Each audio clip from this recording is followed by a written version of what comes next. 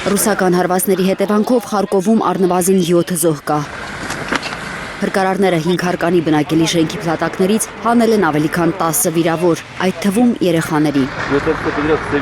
Հրթիռակոծությունից ավերվել են շենքի առաջինից 5-րդ հարկերը, հարևան շենքի 4-րդ եւ 5-րդ հարկերի բնակարանները։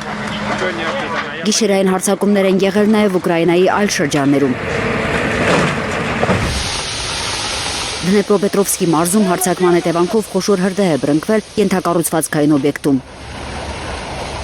Զելենսկին հայտարարել է, որ Ռուսաստանը Ուկրաինայի դեմ կիրառել է 29 հրթիռ, որոնցից գրեթե կեսը բալիստիկ եւ 480 դրոն, որոնց մեծ մասը շահեդ տեսակի։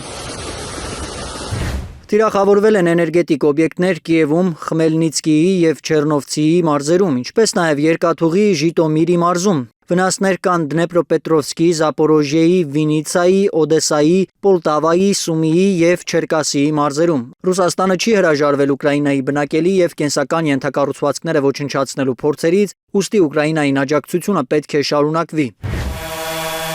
Գիշերը դրոնային հարձակում են գործել նաև ուկրաինացիները։ Մոսկվան հայտնում է 124 անօդաչուներ ոչնչացնելու մասին։ Դրոններ են խոցվել 16 մարզերի ուղղությամբ, այդ թվում Մոսկվայի եւ Ղրիմի։ Ռուս-ուկրաինական ճակատում իրավիճակը կայուն լարված է, չնայած անընդհատ գրոհներին ու հակագրոհներին։ Ծանր հրետանային մարտեր են Չասովյարի, Սլավյանսկի եւ Դոնեցկի մարզի ուղղությամբ։ Զապորոժիեի ճակատում հիմնականում օդային մարտեր են։ Ռուսները ճնշումը մեծացրել են Գուլայպոլեի տարածքում։ Հարավային ճակատում, Խերսոնի ուղղությամբ շարունակվում են հրետանային եւ տեղային հարձակումները։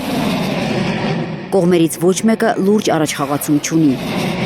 Ռազմական փորձագետները նկատում են, ոչ Ռուսաստանը, ոչ Ուկրաինան այս պահին չունեն արագ վճռական ճեղքման հնարավորություն։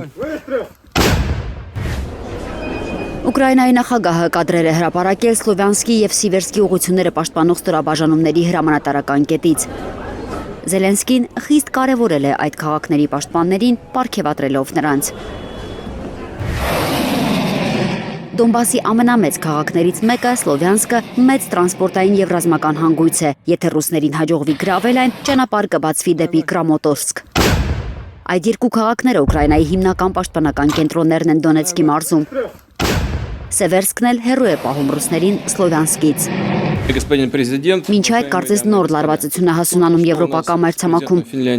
մասնավորապես Ռուսաստան-Ֆինլանդիա հարաբերություններում։ Ֆինլանդիայում միջուկային զենքի տեղակայման արգելքը վերացնելու մտադրության մասին այդ երկրի պաշտպանության նախարարի հայտարարությանը Կրեմլը խիստ է արձագանքել։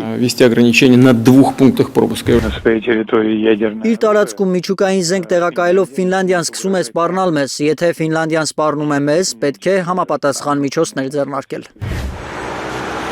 Հելսինկին այդ քայլը բացատրում է Ֆինլանդիայի պաշտպանական կարողությունները ապահովելու եւ ՆԱՏՕ-ի կոլեկտիվ պաշտպանությունից լիարժեք օգտվելու անհրաժեշտությամբ։ Զովինար Բարխուդարյան, Անի Ղանդիլյան, Հայլուր։